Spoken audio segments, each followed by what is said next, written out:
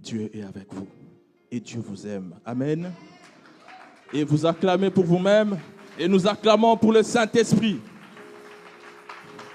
Gloire à Dieu. Comme je vous ai dit, je vais faire de mon mieux pour ne pas dire beaucoup de choses. Alors je vais essayer de raccourcir tout ça. L'essentiel est que nous puissions comprendre quelque chose de la part de Dieu. Amen. Gloire à Dieu. Alors, nous allons lire, je suis dans Jean 2.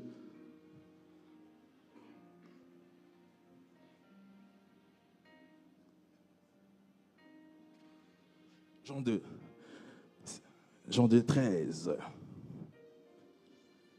La Bible nous dit, la Pâque des Juifs était proche et Jésus monta à Jérusalem.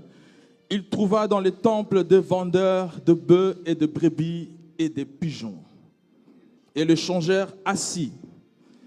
Ayant fait un fouet avec des cordes, il le chassa tous du temple, ainsi que les brebis et le bœuf. Il dispersa les monnaies des changeurs et renversa les tables. Et il dit aux vendeurs de pigeons, ôtez cela d'ici. Ne faites pas la maison de mon père une maison de trafic. Gloire à Dieu. Nous allons lire 2 rois. Nous allons lire 1 roi. Notre deuxième texte de base. Je suis dans 2 rois. Nous allons commencer à 10 directement. La Bible nous dit, 2 rois 19, 10. 2 rois 19, 10. Il répondit, j'ai déployé mon zèle pour l'Éternel, les dieux des armées, car les enfants d'Israël ont abandonné ton alliance. Ils ont renversé tes autels et ils ont tué par l'épée tes prophètes. Je suis resté moi seul et ils cherchent à m'ôter la vie. Est-ce que nous pouvons acclamer la parole de Dieu ce matin? Gloire à Dieu. Alors notre thème c'est les piliers majeurs du zèle. Notre thème du mois, c'est les ailes. Les ailes de ta maison me dévorent. Alors, c'est quoi le zèle pour moi? Je dis que le zèle, c'est faire quelque chose avec beaucoup d'énergie, de motivation et de sérieux. Le zèle, c'est faire quelque chose avec beaucoup d'énergie, motivation et sérieux. La Bible nous dit, ayez du zèle et non de la paresse. Soyez fervents d'esprit, servez le Seigneur. J'aimerais dire à quelqu'un, frère, le zèle, tu ne peux jamais obtenir le zèle par imposition de main. Impossible. Comme nous sommes là, la plupart d'entre nous ne sont pas zélés. L'homme de Dieu est zélé. Il y a des frères à l'église, ils sont zélés. Est-ce que, puisque nous n'avons pas de zèle, est-ce qu'on doit aller chez l'homme de Dieu puisqu'il puisse transmettre sur nous les ailes qu'il a? Impossible. Tu ne peux que transmettre le Saint-Esprit ou les dons à une personne et c'est par le Saint-Esprit la personne sera zélée. C'est-à-dire que c'est Dieu qui donne les ailes. Mais il est impossible de dire que je vais aller chez un homme, il va me poser les mains pour que je puisse recevoir les ailes dont il a. Amen. C'est-à-dire que la première chose, le zèle ne vient pas par imposition de main. Le zèle ne s'achète pas. Mais il est possible de faire une offrande à Dieu, l'action de grâce à Dieu. Tu dis, Seigneur, cette offrande, je le fais parce que je veux en moi le zèle. C'est vrai que nous demandons à Dieu le zèle. Il est possible de demander à Dieu le zèle. Mais tu peux aussi accompagner cette demande avec une offrande de sacrifice pour que Dieu puisse te remplir du zèle. Une personne m'attend. Le zèle, tu ne peux jamais avoir le zèle avec une force physique. Frère, il est impossible. Tu seras épuisé. Avec ta propre force, tu seras épuisé. Mais par le Saint-Esprit, tu seras toujours rempli. Une personne me comprend. Le zèle ne vient pas par la peur. Le zèle ne vient pas par la loi, par une doctrine. Non. La base du zèle, c'est le Saint-Esprit d'abord. La première personne qui dépose en nous le zèle, qui met en nous le zèle, les forces, la force, le courage, l'énergie, c'est d'abord Dieu lui-même. Souvenez-vous, lorsque Paul, le persécuteur, il a rencontré Jésus sur Damas. Quelque temps après, Dieu parle à Ananias. Il lui dit, va dans telle adresse. Tu vas rencontrer un homme au nom de Paul. Prie pour lui. Qu'est-ce que Dieu dit? Dieu dit à Ananias, il dit, cet homme est un instrument de choix pour moi. Quelque part, il dit, cet homme est un instrument de choix pour moi. Juste après l'imposition des mains d'Ananias par l'Esprit de Dieu. Autrefois, Paul était zélé dans les mauvaises choses. Pourquoi? Parce qu'il persécutait les chrétiens. Il pensait qu'il faisait bien la chose. Mais lorsque l'Esprit de Dieu est venu sur lui, le zèle l'a conduit maintenant à annoncer la bonne nouvelle partout. L'Esprit de Dieu te donne le zèle. C'est l'Esprit de Dieu. C'est Dieu qui te donne le zèle. Dieu dit à Gédéon, il dit, va avec la force que tu as. Gédéon avait la force depuis très longtemps. Mais il a fallu que Dieu lui donne accord de commencer le chemin. Il a fallu que Dieu lui permette de commencer, d'aller renverser les autels de Baal. Nous avons souvent la force, mais sans le Saint-Esprit, notre force sera rien devant les épreuves, devant les tempêtes. Il faut le Saint-Esprit, il faut Dieu pour que ton zèle soit calibré, pour que ton zèle soit constant. Il faut le Saint-Esprit. Deuxièmement, le zèle vient de l'amour de Dieu. C'est-à-dire que tu aimes les choses de Dieu. Il peut provoquer, engendrer aussi le zèle. David conseille son fils Salomon. Il lui dit, je suis dans 2 Chroniques 18, David donne des conseils à son fils d'aimer Dieu, de ne jamais se détacher de Dieu. David était un homme zélé pour Dieu. Il aimait les choses de Dieu. Un jour, il a eu la décision de construire pour Dieu le temple. Pourquoi? C'est parce qu'il aimait tellement Dieu. Et le zèle nous pousse à avoir cette initiative de construire un temple pour Dieu. Le zèle sur toi mettra en toi des initiatives à l'église. Pasteur, ici on doit faire ça. Nous allons organiser ça. Nous devons faire ça. Le zèle nous pousse à faire ces choses. Ce n'est pas que le frère, il est orgueilleux, il veut se faire voir. Non, c'est le zèle. David, il avait le zèle pour Dieu. Il a dit, nous allons construire un temple. Il avait l'intention de construire un temple pour Dieu. Tout ça, c'est le zèle. Le zèle va apporter un plus à l'église. Ce n'est pas seulement dans le domaine spirituel. Même comme ça, dans le domaine social. Tu viens, tu vois le pasteur, tu lui donnes une idée. Parce que le zèle te pousse. Pasteur, ici, on doit mettre de l'ordre. Le zèle aussi, c'est ça. Pasteur, ici, on doit arranger telle chose. On doit faire ça. Ça, c'est le zèle. Deuxième chose, le zèle vient de l'amour que nous avons pour. La Bible nous parle dans Jean 12. Marie de Béthanie, vous connaissez l'histoire. Un jour, Jésus était là avec ses disciples. Une femme qui entre, il vient essuyer les pieds du maître avec ses cheveux, avec du parfum. Il coûtait trop cher, les parfums. Pourquoi? Frère, les choses de Dieu, l'amour que tu as pour Dieu peut te pousser à faire. Tu feras des choses, les gens ils diront, mais il fait n'importe quoi. Frère, il a pris un parfum qui coûtait trop cher. Un sacrifice, il a, comment je vais dire? À moi qui on regarde. Judas, il fait des calculs, il dit, mais on pouvait peut-être vendre ce parfum et les donner aux veuves, les orphelins, tout ça. Tu vois, des fois quand tu donnes la dîme, les actions de grâce, les montants que toi-même tu donnes, des fois quand tu parles à quelqu'un, ça peut faire mal. Les gens ils disent, mais comment tu peux donner autant? Frère, c'est les ailes. Les ailes te permettent de faire des choses extraordinaires, je pourrais dire, pour Dieu.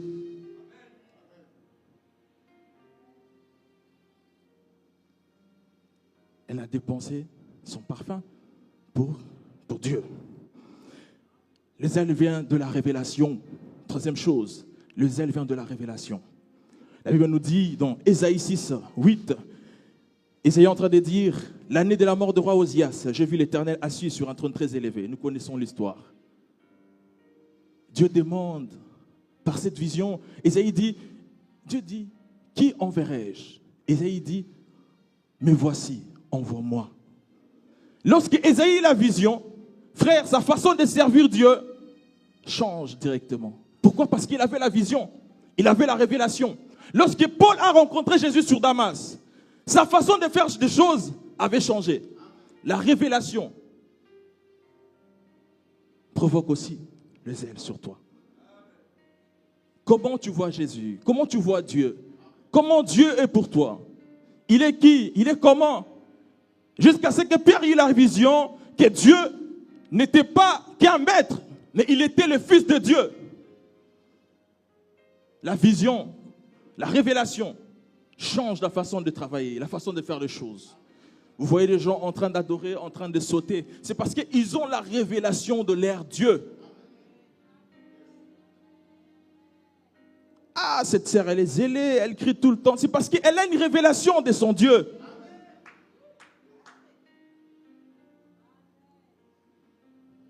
Les zèles commencent lorsque tu acceptes de faire ce que Dieu te demande de faire.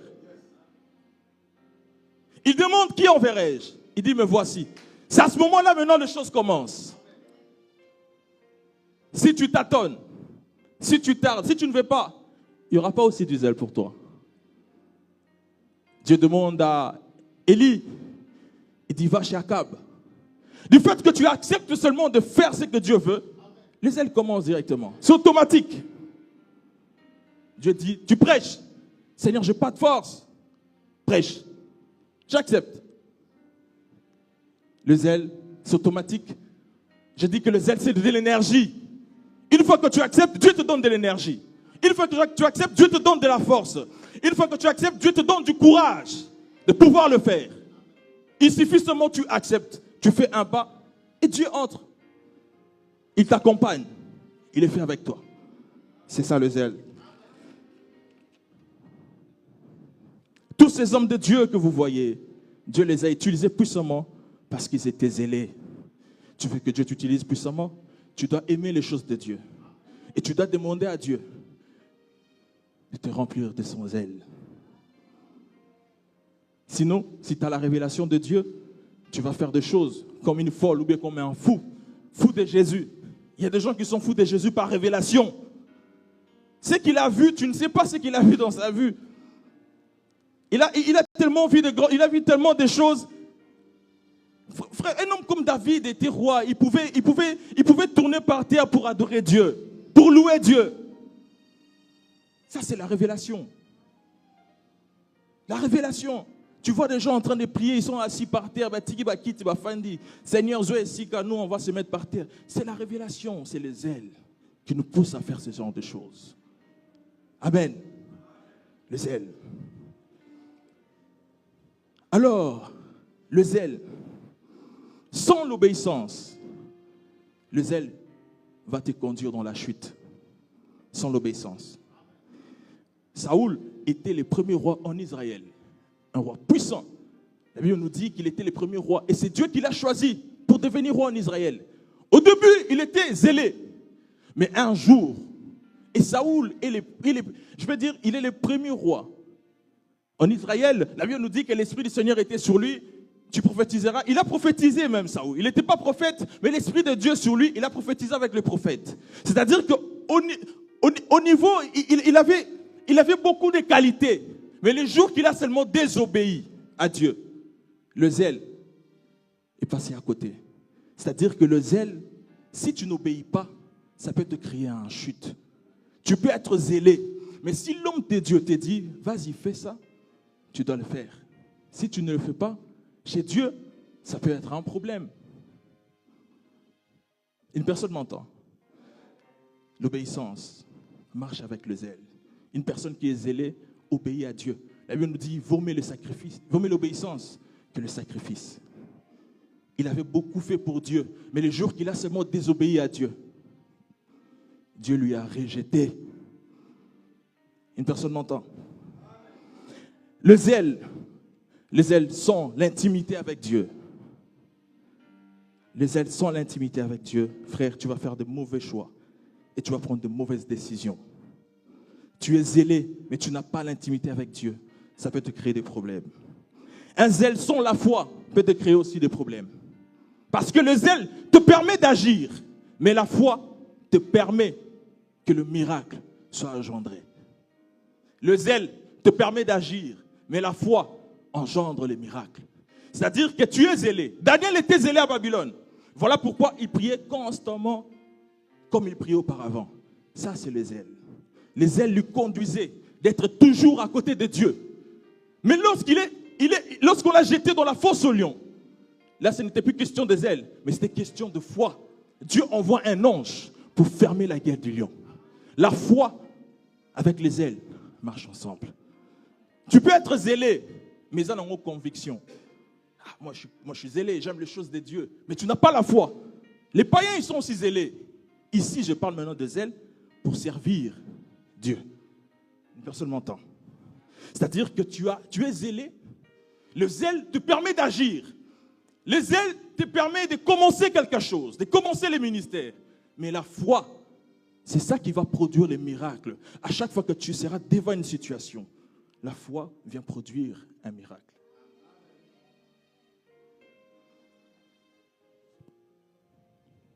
Le zèle sans le Saint-Esprit, tu serais épuisé. J'en ai parlé.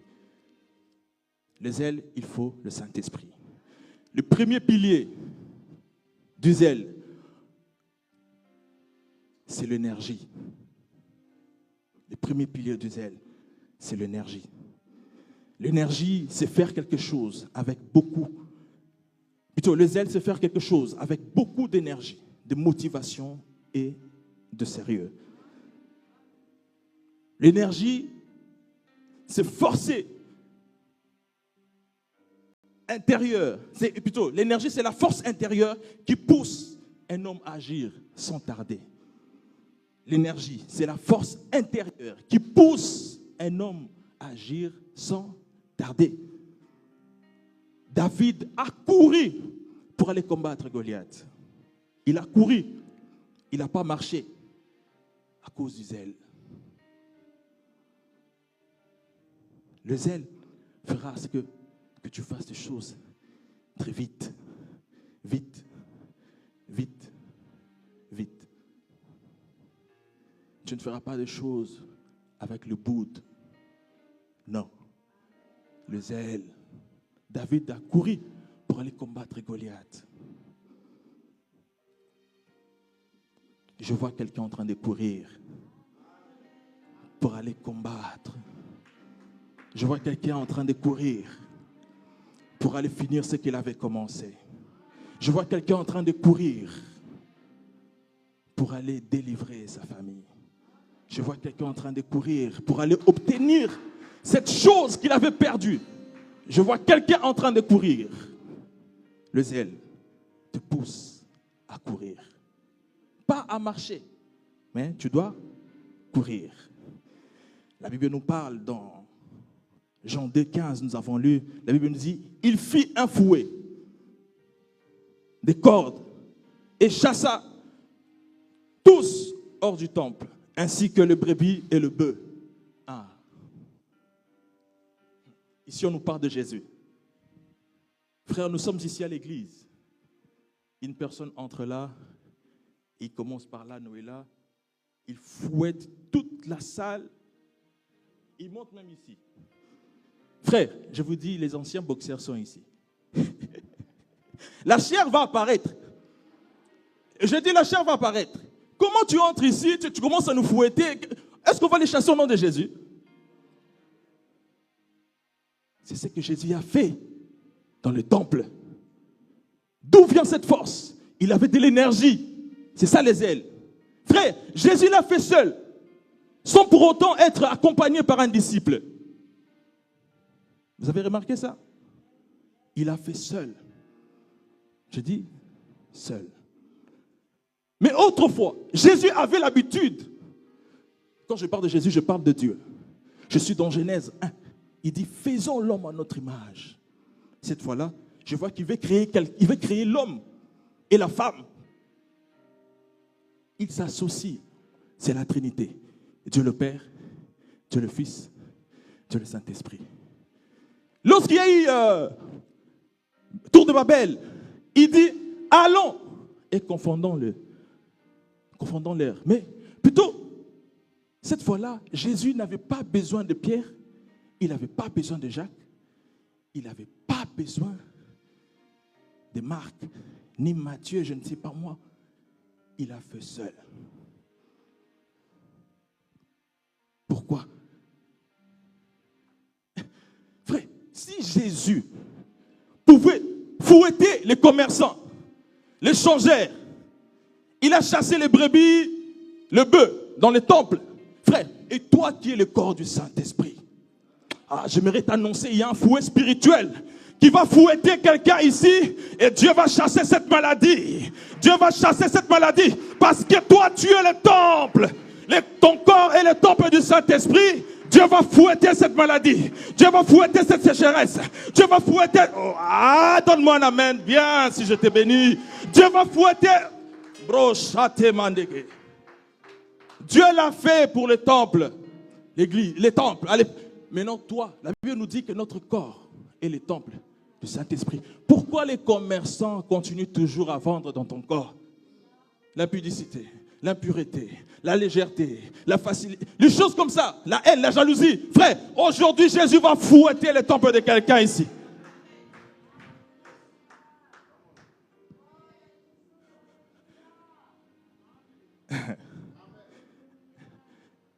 Jésus l'a fait seul.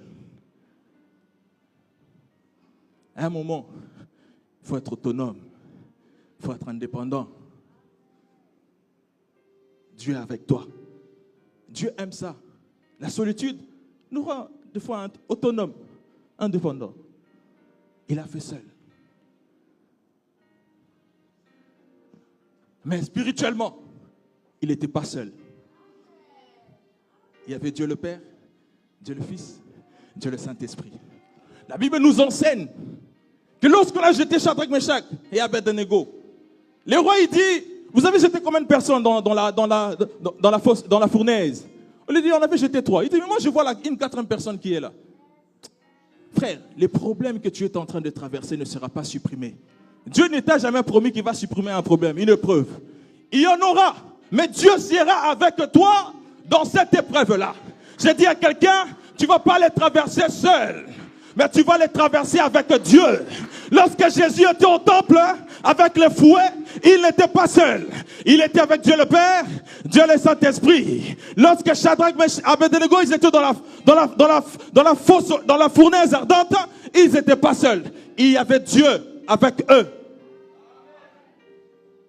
Dans la fournaise ardente.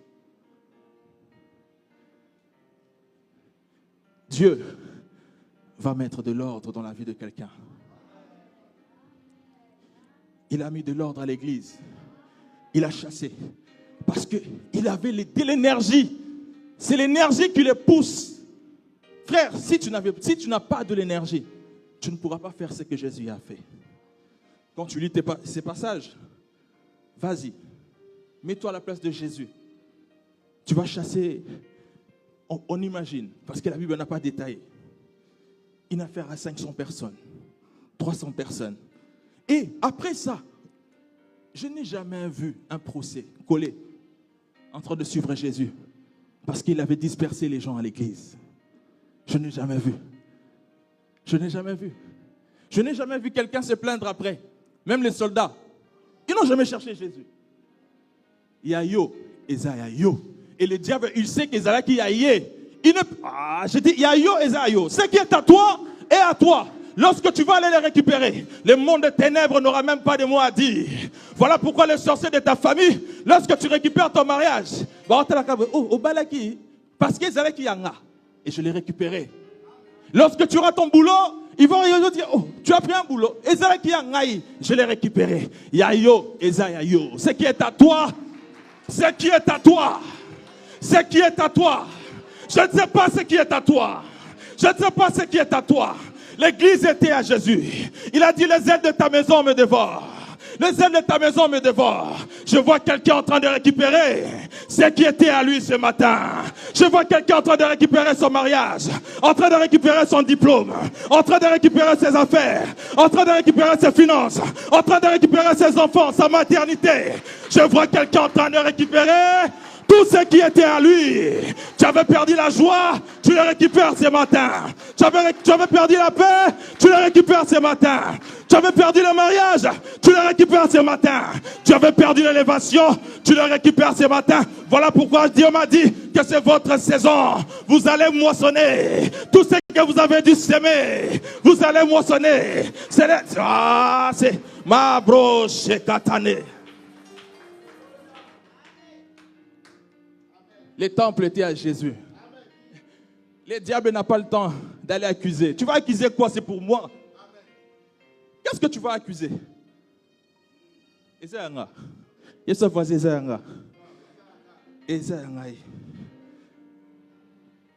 Jésus.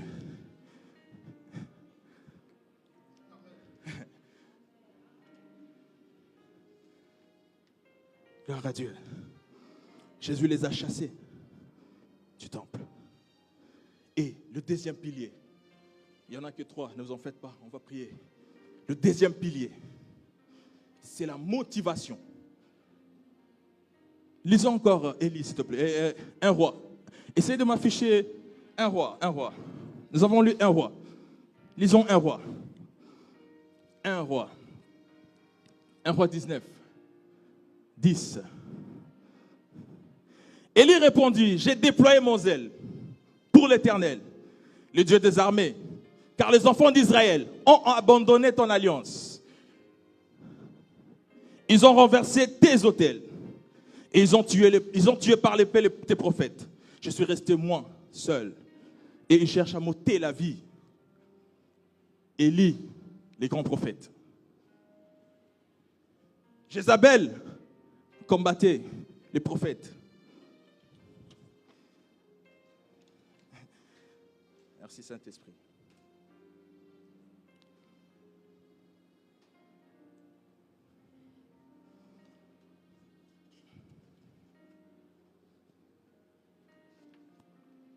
Voilà. Le Saint-Esprit, Jézabel combattait l'Église. Jézabel combattait l'Église. Plutôt, Jézabel combattait les prophètes. Élie, je ne sais pas s'il il accusait Jézabel. Il dit, je suis resté le moindre prophète. Vous savez, le diable, il est tellement faible, il est tellement petit. Lorsqu'il fait quelque chose, il ne finit pas. Il fait toujours en moitié. Dis avec moi en moitié. Il a tué tous les prophètes, mais il a laissé. Élie était resté. Mais bizarrement, Élie rencontre Diaz à un moment. Après, il dit, j'ai réservé 50 prophètes dans la caverne, dans les grottes, et c'est moi qui les nourris. Je suis en train de résumer. Et Dieu dit à Élie, tu n'es pas le seul. Moi, j'en ai réservé encore 7000 prophètes. Vous savez, lorsque Pharaon a pris la décision d'exterminer tous les bébés, il y avait une maman, une femme. Elle prend un bébé, elle lui met dans une corbeille. Voilà pourquoi j'ai parlé aux mamans. Les mamans, vous êtes formidables. Non, on acclame un peu pour les mamans. On acclame pour les mamans. Pharaon, il a la décision d'exterminer tous les bébés. Il a massacré tous les bébés. Mais bizarrement, il y avait un bébé dans une corbeille. Sa maman la jette dans la rivière et la rivière la conduit jusqu'auprès de la fille de Pharaon.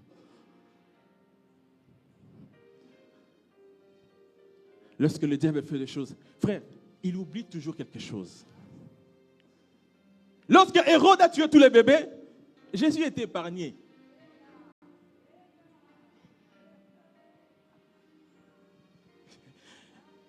Frère,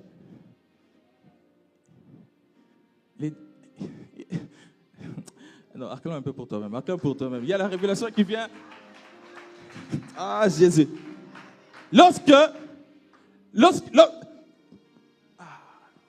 Jésus est bon. Et il est merveilleux.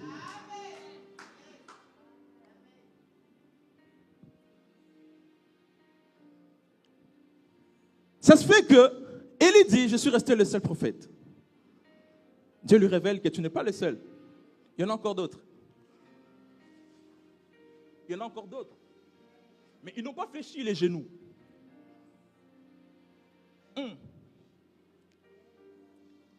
On peut tout te prendre, frère. Voilà pourquoi le diable, il peut tout toucher. Ce sont des choses qu'on a déjà dit ici. Mais ça revient. Frère Batikelanga, Jésus, pardon. Qu'on laisse mon Jésus. Ils peuvent tout toucher. Mais Jésus, qui va toucher notre Jésus? Qui va toucher notre Dieu? Qui va toucher celui qui est assis à la droite du Père pour intercéder pour nous, frères? Qui va les toucher? Le diable a le droit de tout toucher. Mais Jésus dans ta vie, impossible. Voilà pourquoi même quand tu manques, reste attaché à Jésus. Voilà pourquoi quand ça fait mal, le zèle me pousse à rester attaché à Jésus. Même quand ça ne va pas, je suis motivé. J'ai dit, mon Jésus, j'ai entendu vraiment une personne me dire, j'ai que Jésus. Est-ce qu'on va acclamer pour Jésus?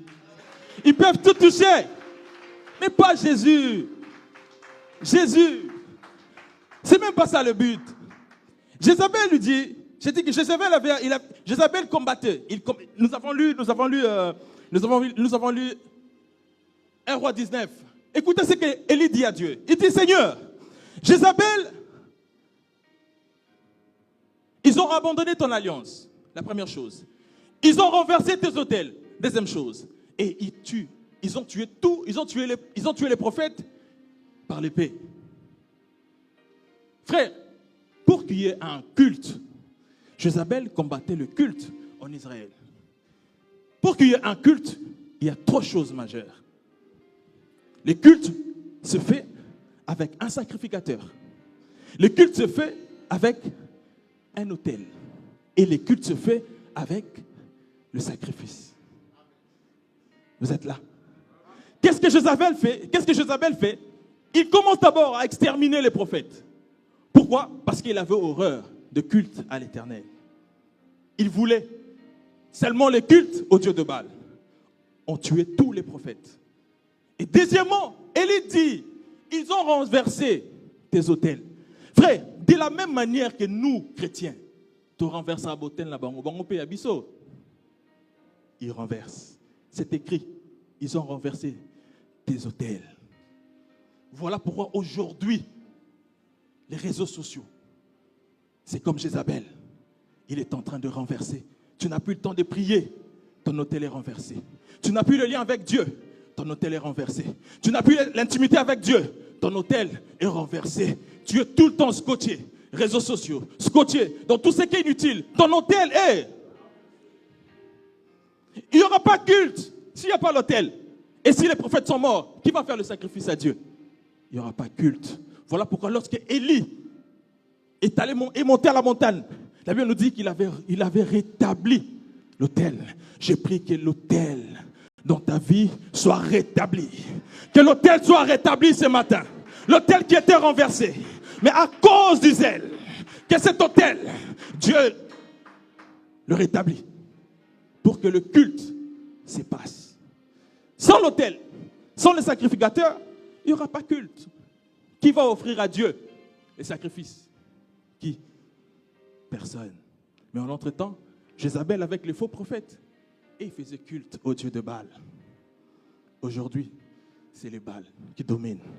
Le Dieu de Baal domine dans n'importe quoi, sur nos téléphones, sur les réseaux sociaux, sur comment on dit, la riva.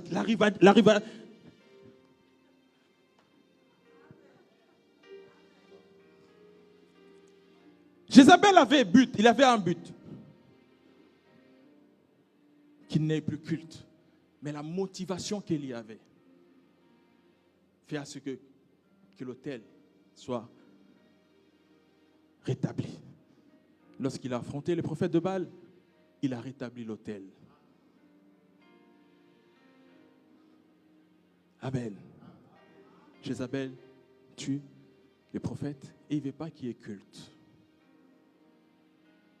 Mais le zèle fera, c'est que tu puisses rétablir l'autel.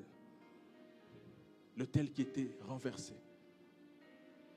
Tu n'as plus le temps pour Dieu. Tu trouves ça normal? L'autel est renversé. Spirituellement, tu ne pourras plus faire culte à Dieu. Amen. L'autel est renversé.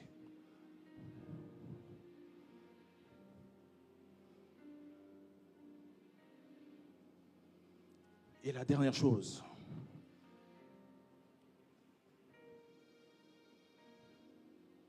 et le dernier pilier, c'est le sérieux.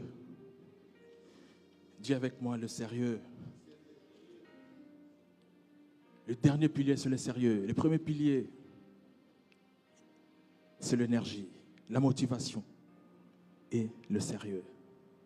Lorsque tu es zélé, tu es sérieux pour Dieu. Amen. Tu es sérieux pour Dieu. Le zèle fait assurer que tu sois sérieux. J'ai vu quelqu'un dans la Bible, il était tellement sérieux. Si vous comparez Daniel et Élie, ils avaient la même épreuve. Daniel et Élie, ils avaient la même épreuve. Parce que Élie, Jézabel, lui dit, ce qui n'a eu, non seulement au soleil va prophète d'Angaï, je vais te faire la même chose. Tu vas mourir comme eux. Élie et Daniel aussi, on lui dit, là-bas, on dit, c'est lui qui va continuer à prier. C'est lui qui va prier. Un homme ou un Dieu, en dehors de nos dieux ici, on va le mettre au feu. Ou bien, dans la fosse lion. Mais j'aime l'attitude de Daniel. Malgré ça, il a continué toujours à prier comme il priait auparavant. Il était sérieux. Le zèle te pousse à agir et à commencer. La motivation te permet de rester constant. Je peux demander à quelqu'un, pourquoi tu pries? Pourquoi tu pries? Pourquoi? C'est quoi ta motivation? Tu ne pries pas pour avoir seulement un diplôme. Tu ne pries pas seulement pour avoir un mariage. Tu ne pries pas seulement pour avoir des enfants. Parce que les jours que Dieu va te le donner, tu vas faire quoi?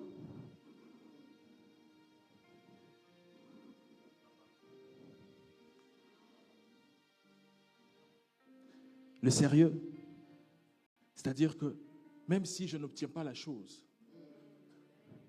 je suis. Même si j'obtiens la chose, je suis. La Bible nous dit, Paul est en train de dire, je sais vivre dans l'abondance. Et quoi? Quand ça va mal, je suis. C'est ça le zèle. L'énergie, la motivation. Notre motivation, ce n'est pas le matériel. La motivation, c'est Jésus. Le retour de Christ. C'est ça notre motivation. Voilà pourquoi les gens ne comprennent pas. Tilelo, nous prions. Au moins que ce soit vraiment difficile pour nous. Mais nous sommes là et on évolue. Ça, c'est le deuxième pilier. Et le dernier pilier, c'est le sérieux. Si on met du sérieux, on va avancer. Mais si on ne met pas du sérieux,